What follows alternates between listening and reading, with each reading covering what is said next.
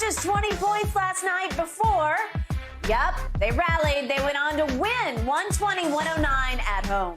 Draymond Green got his 17th technical of the season, but it is what the Warriors needed, according to Steve Kerr after the game. Coach said, quote, Draymond willed us to victory tonight. Just the intensity, the frustration early with the way we were playing, mad at the world, yelling at everybody, their bench, our bench, me, and frankly, we deserved it. Well, it worked. Shannon, on a scale of 1 to 10, how big of a threat are the Warriors, you think, to win the West? Well, I mean, Skip, I didn't really take anything from them coming back and beating the Seagulls. I mean, the Pelicans. My bad, kid, I'm sorry. Look, at some point in time... Shots fired, Shannon. Duly Skip, noted. don't you have to win on the road? If you're going to be an NBA champion and you don't have home court, now, if you're a number one seed, Skip, you can win all your home games, lose all your road games, you can win the title. You could do that. But the likelihood you don't have home court and they're not going to have it, how do they win a title, Skip, on the road? At home, they're 31-8. Away from home, they're 9-29. Say that again. 9-29.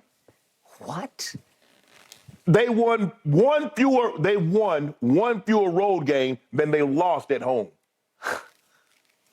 No. So I didn't take anything away because they still struggle on the road. Yes, Steph was sensational. Draymond, with his antics and what carrying on, Draymond was plus 26 in plus minus. 8 points, 13 assists, 6 rebounds, doing what he does, needling guys. You know, Draymond does a great job. He hip checks Brandon Ingram, walks to him, and then pretend like, man, I ain't do nothing. Y'all see what he did? Yo, for what? Why? Why did I get attacked? You know why, Dre. Because you started all of this foolishness. But no, Skip, I give him a 30. I give him a 3. On a scale of 1 to 10, I give him a 3%, a 3.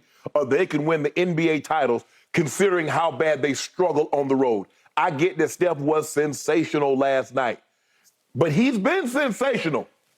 It makes it seem like Steph all of a sudden has broke out of this shooting slump.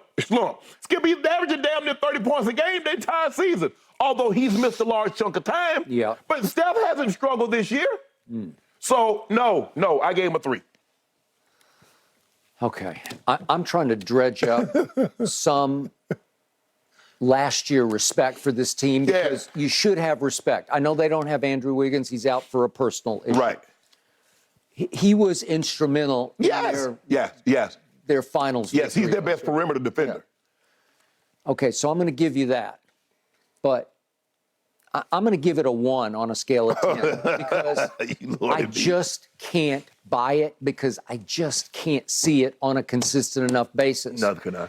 And then all of a sudden, out of nowhere, they dredge it up, and Draymond chest beats and takes all the credit for turning that game around. His quote after the game was, it was perfect, perfectly executed. He's talking about the flagrant foul he got, that was exactly what that team needed at that moment. Steve Kerr after the game, Draymond willed us to victory tonight. So Draymond has taken credit because he said we were dead in the water. I'm looking around and we're having a hangover from the game they lost the other night because Draymond turned it over. By the way, do we have that? I just want to remind people of what happened at the end of that game because they have Minnesota dead to rights in San Francisco at Golden State. And here's what happened at the end of this game. Draymond, whoops. And Karl Anthony says, you know what? I'm just going to shoot this. I couldn't believe he just pulled up and shot. He's 7 feet tall, but he can shoot threes. Yes, he can. As you know, and he just rips it. He won the three-point contest a couple years ago. He just ripped the heart out of that whole arena. Yes. Okay, so they were still trying to pick themselves back up off the canvas off that game. And so Draymond gets the flagrant foul, and then about 20 seconds later, he almost gets another tech, which I believe he should have gotten because he just runs over Herbert Jones, if we can see the next play. Oh, the charge. Yeah, and then he stomps on him. It looked like to me he just stepped all over him. And I thought it was intentional. And Herbert Jones didn't love it, and nobody loved it, and nothing really happened. But it looked like B.I. wanted all that smoke with Draymond last night, though. B.I. Okay, well, that was the first one. Yeah. No, that was the first one.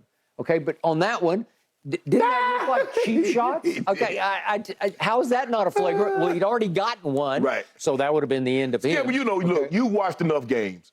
Nobody else can talk to the official and have the antics that Draymond display without getting tossed every game. Yeah. They like, man, that's just Draymond. Okay. A lot of times they just ignore it. Yep. Okay. So the point is that in the end, how impressed was I?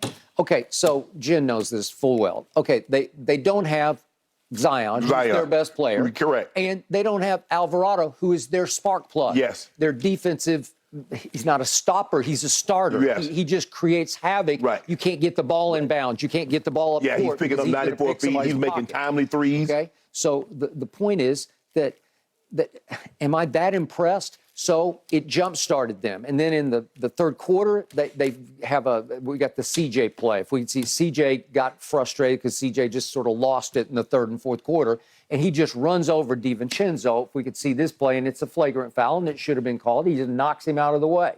Okay, it's getting chippier and chippier, and here he goes. Okay, you got it. And that seemed to not spark the Pelicans. It sparked the home team. And they go on a run. They closed the game on a 74-46 run. Well, they're capable of doing that. Oh, yeah. Because in the third quarter, it went crazy where Steph and Clay are just bombing threes. Well, if they're going to make whatever they made, 9 threes, I think, in the third quarter, I got it here somewhere, then, you're going to lose. Yeah.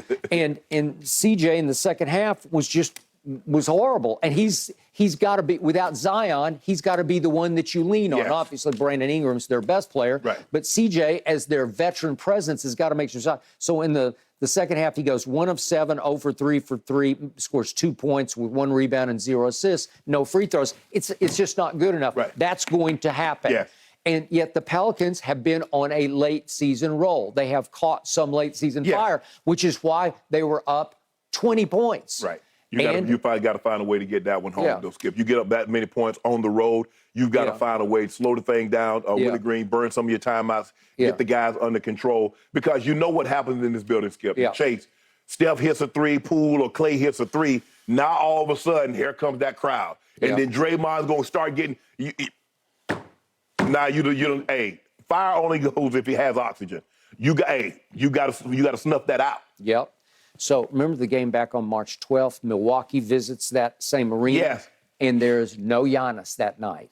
And Milwaukee's up 8 in the fourth quarter, and Golden State roars back to force overtime and then wins going away in overtime 125-116. Yes. Remember Steve Kerr after the game? That was championship stuff. And I'm like, it was? There's no Giannis. Okay. They keep trying to speak it back into existence. Right. Well, he's talking about how fearless Steph was in that Milwaukee game. Okay, I got it. We've seen it before. We get it. Yes.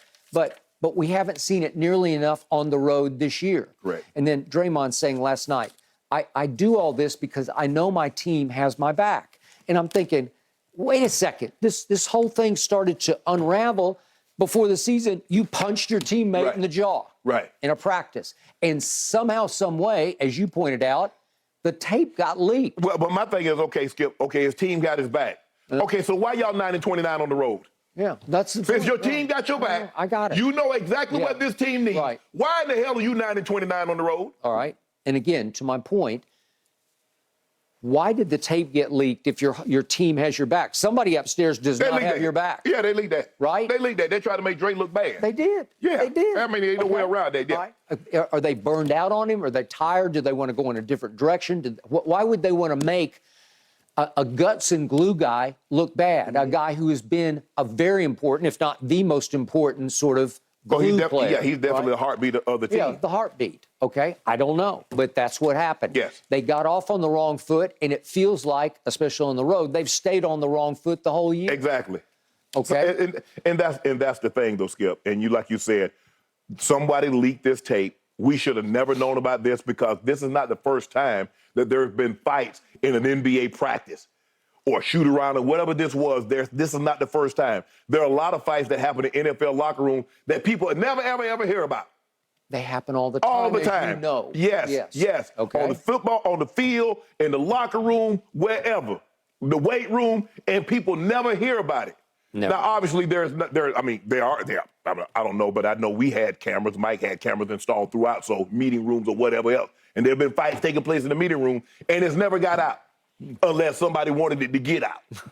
Now, it's hard for me to believe that the Warriors have a rogue video guy that just say, we went rogue and got a couple of dollars from TMZ. Because TMZ, I think TMZ was the one that leaked this. Yeah. So maybe somebody got $150,000, but I don't think a guy's going to ruin, because these jobs don't come along often.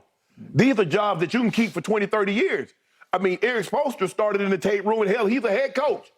So guys are probably not going to go rogue and mess up a golden opportunity, especially in this organization. But like you said, I'm just trying to figure out if they know what's going on and they got each other's back. I need somebody to explain to me 9 and 29. If you can explain that to me, then I can say, you know what?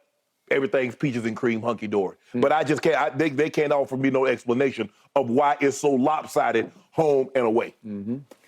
Okay, so they are clinging barely to the 6th spot. So that's out of the play-in, obviously. Hell, Skip, the only reason I gave him a 3 is because it is Golden State, and they do have the greatest shooter of all time. They do. And they do have the greatest shooting backcourt of all time. That's why I gave it a 3. Hell, if he wasn't on the team, I'd have gave him a 0. Even if they had won the championship last year, had Steph Curry not been on this team, I would put him at 0. 0 chance with a 9 and 29 record that they can repeat. Okay.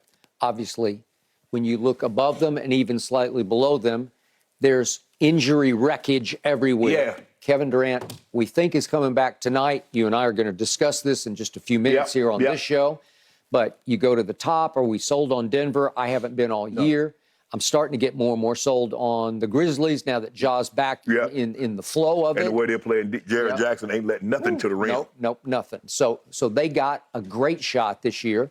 But then you start looking at all the other teams. The Clippers, I'm not sold on. They lost Paul George. Right. They're stuck with Russ like your Lakers were stuck with Russ. And we just keep going back and forth. Dallas looked like one of the top 4 teams, and now they're out of the play-in as we speak, and they got to play at Embiid tonight. Can they win that? I don't even know if Joel's going to play. I assume he is. Can they win that game? They could be the odd team out before this is over. Luka and Kyrie going to have to go crazy. Yep. Because they definitely don't have an inside presence. I can see Joel Embiid getting 50-20 in a game like this with no inside. With Powell and Kleber as your only guys. JaVale, they don't really play JaVale that much. Well, tonight they better. Seriously. They better throw it. JaVale can bother Joel. Well, I think the thing is, Skip, is that they got 18 fouls. Use them up. You better. You got Christian Wood. I know he plays softer perimeter shooters type stuff. He ain't got no bricks in his back pocket. Yeah. Okay, so the point is, could Golden State take off? Well, sure they could. Yeah. It's that kind of year where it's begging to be won. We're going to talk about your Lakers. LeBron's back. See, they got to go to Chicago, back to the scene of the quote-unquote crime that they lost at home. Well, are they good enough to take off? Yes, they are. All these teams are, but I'm with you. In the end, this Golden State team keeps saying, look how good we are. And I keep saying, well, show me on the road. Right. Exactly. That's what it's going to come down to. Skip, could they possibly beat every team in the West in 4 games? Sure. Could they lose to every team that's in the playoffs in the West in 7 games? Yes. Yep. Yes. Yes. Agreed.